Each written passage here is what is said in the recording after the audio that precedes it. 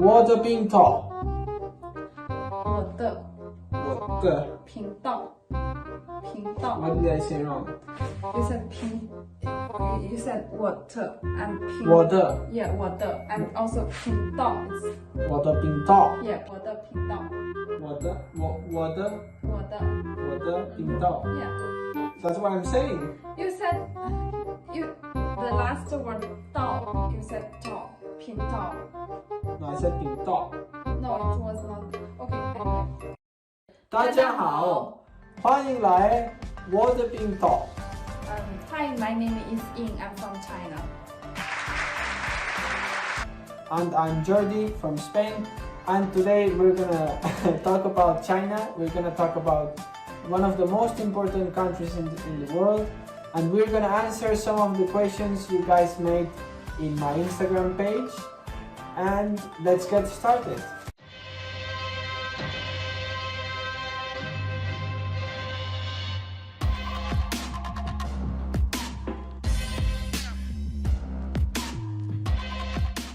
So let's start with the first question. Someone today asked, does China have access to internet? I also want to know what is restricted inside the network. Yeah, of course, we do have access to the internet in China, even in the remote rural areas. Like, I'm from Henan province, so a large part of my province is rural areas. But in that rural areas, we still have internet. And the price of internet is not that expensive, so most of the families can afford it. But maybe the speed or the speed of internet is not even in China. For instance, in some areas the signal is not as strong as in the big cities, so that could be the difference. And also I can give you some examples to show you how available the internet is in China. Like if you buy vegetables or fruits in the street, like In markets, no? No, on the street, because in China there are some individual stands. It's not like a real market. So it's like just one or two stands. Okay, like stalls, you mean? Yeah, like stalls. Yeah. Market stalls. When you say market, I will think about something like so many stands together. Yeah, but right. But that's not So the case. You mean just one or two? one single stand? Yeah, there. one single stand. Because it's a rural area, so Okay. it's not like we have to make the city look beautiful. We can't allow them to do that. But in the rural areas, the people can do that, and it's easier for the local inhabitants to buy fruits or vegetables. Okay. So like in the stands like that. Even the owners are like 50 years old, 60 years old. They can still use, like, they put a QR code of their WeChat, and people can still pay with WeChat Pay or with Alipay. So that's how the mobile payment works. Yeah. It's very interesting. Also, you have to mention that in China they use an application called WeChat. So as she said, if you guys don't know, it's an application where you can basically do many things. You can like post pictures or post different things. You can also chat with your friends, and then you can even pay. So it's very flexible. And yeah, absolutely. So one day I introduced that I showed in WeChat to my friend, and he said, "Well, you shouldn't call it WeChat. You should call it We Everything, because basically you could do everything with WeChat in China." Is there any other thing you can do in WeChat we didn't mention? Okay, actually you can also book your flight, book your train tickets on WeChat, because you don't need to download extra like other specific apps for flight or train, because everything is linked in the WeChat. So you have like a special area on within the app, so you can get access to the other business easily. Yeah. Okay. Oh, one more thing. You mentioned what is restricted in China in So China. inside the network, yeah. Yeah, it's true. Like we don't have access to Instagram, YouTube, or Social media.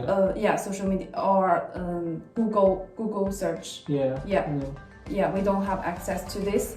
And you need a special VPN account to go across the firewalls to get access to these apps. It's not officially illegal, but still some people do that. So if you really want to have that access to that apps, you can still do. Theoretically, you can still do that. Okay, so let's change from topic. What can you tell us about the child policy in China? Because it has been changing during the years. As far as I'm concerned, you could have a maximum of 3 children, but some years ago they restricted it again. So it was a maximum of 2, then 1, and they changed it again. No? So how is it? China's population policy has changed a lot over the last decades, based according to the country context and also national development strategy. For instance, in 1982, China started the one-child policy because China was overpopulated at that time, and we had limited productivity and also limited natural resources, so we had that policy. And then with one child policy, because it was super strict, so it was well enforced, and with that one child policy, the natural birth rate had declined a lot. In 2014 and 2015, China started two-child policy, which means the government encouraged the couples to have maximum 2 children. With the time, China is becoming an aging society. But according to the official data, the population over 65 years old accounted for 14% of the total population, which is a sign of aging society. So given this background, China has launched 3 children policy this year, a few months ago. So they are encouraging Chinese couple to have 3 3 children. Okay, so those questions we're asking here are from very different topics. They're like completely random, so it's like a mix of different topics. And so now we're gonna change again to a different topic. And so 2 people asked if dogs and cats can be eaten in China. Do you know something about that? Yeah, many foreign friends ask me this question because it's kind of like cliche or stereotype about China and Chinese people. So as far as I'm concerned, cats and dogs are not commonly eaten in China. Well, it's true that some people eat cats and eat dogs. I don't know any people eat cats in China.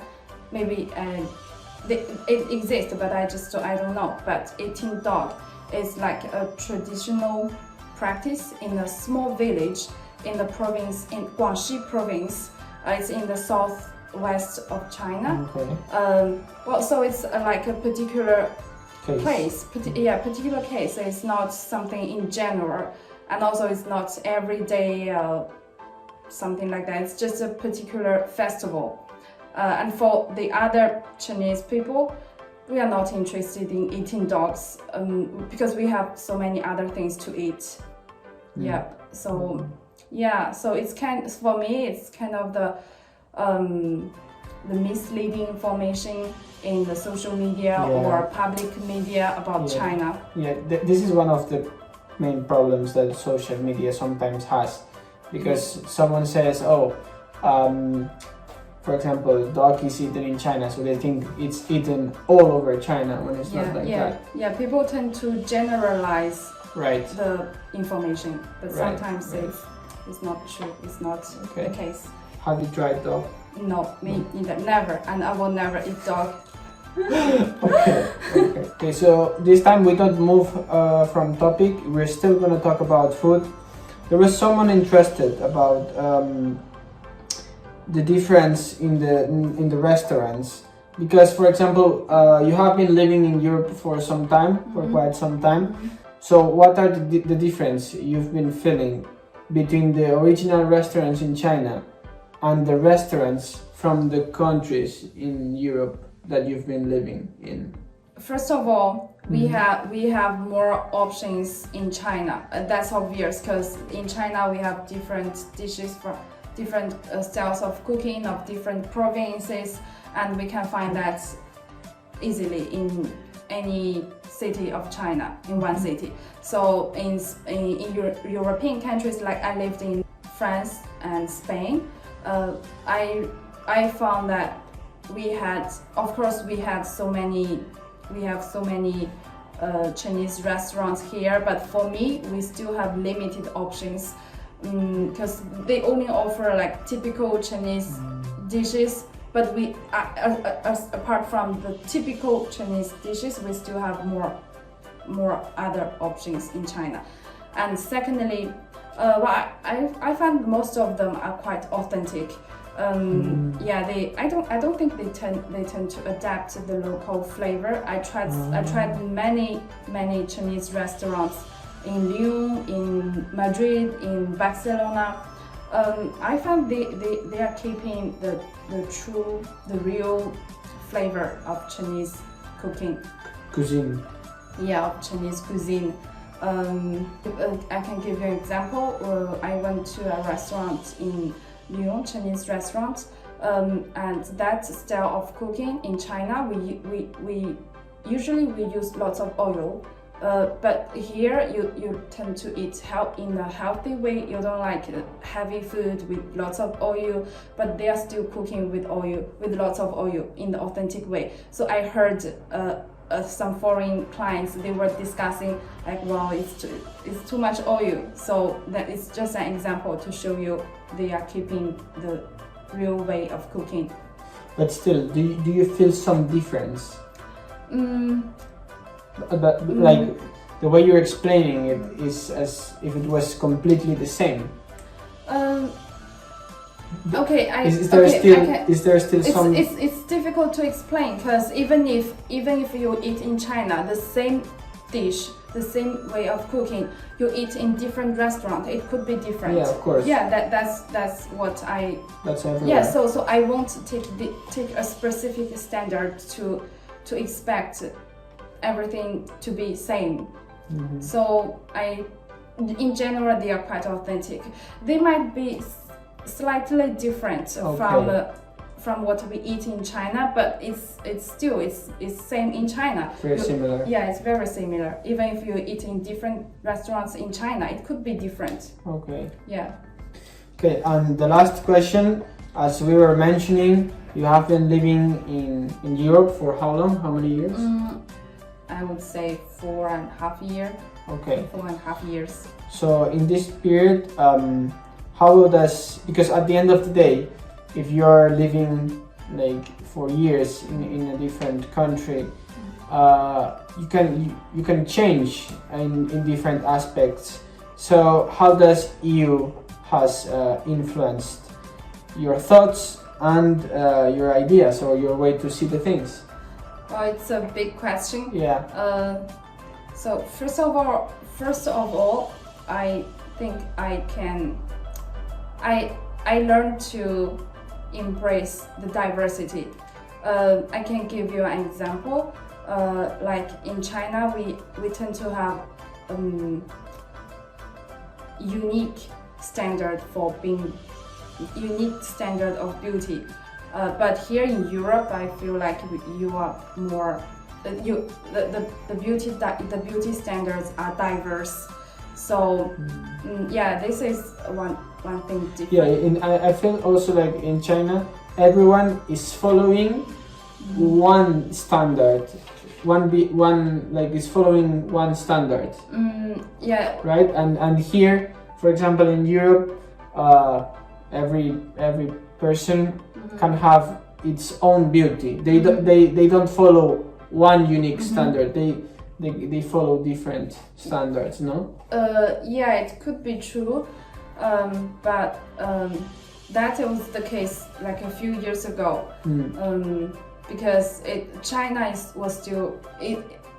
been relatively a conservative country, especially for girls. So some traditional girls, they have like traditional standards for being pretty.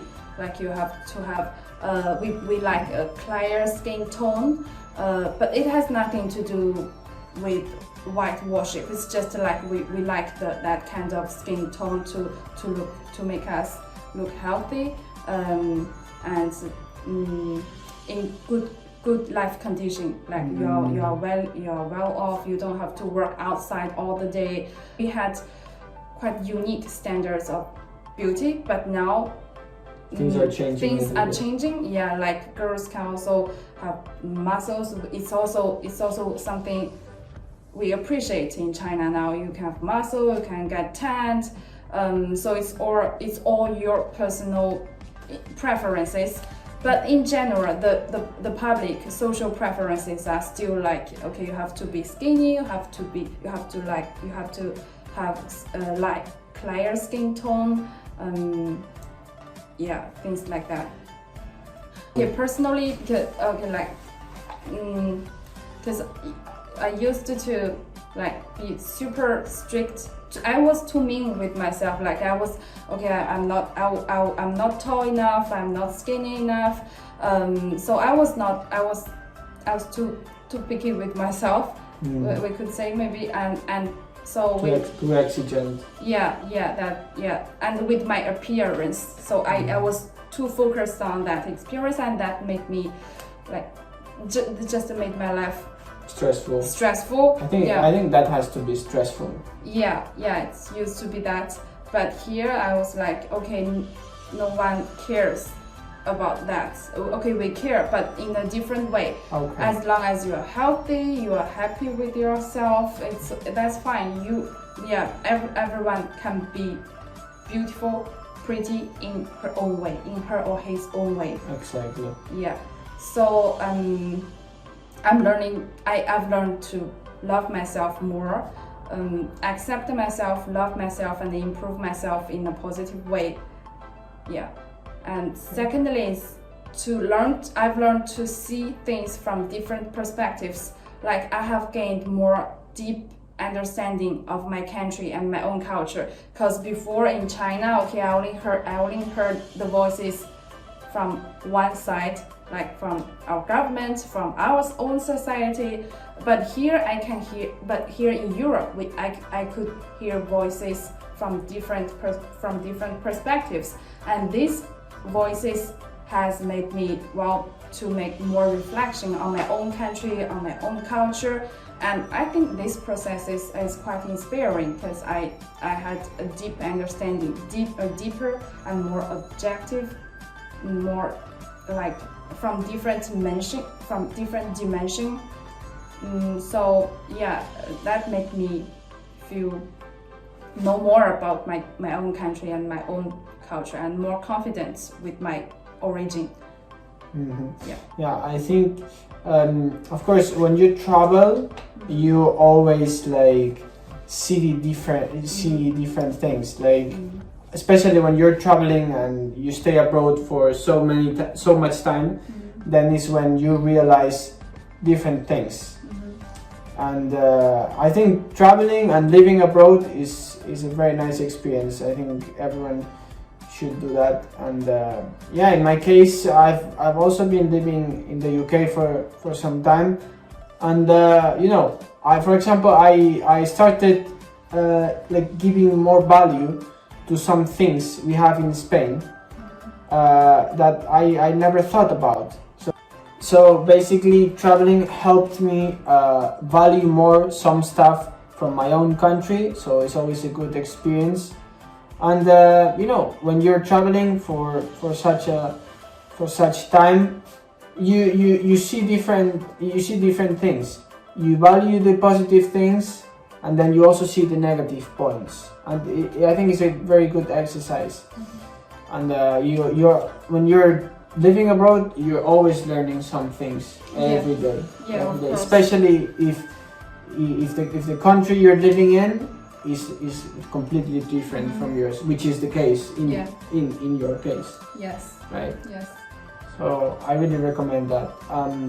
Also, when I'm traveling, if you're a student or if you're working, you make new friends, and this is for me. This is something magic. I think you speak English, then you can just talk about many things with people from different countries, and it's just very nice when you're sitting on a table with people from different countries, everyone with different opinions, different mindsets. For me, it's just something magic. Yeah. So that's it. No? Yeah, that's it. Thank you for watching the video, and see you in the next one. 谢谢，再见。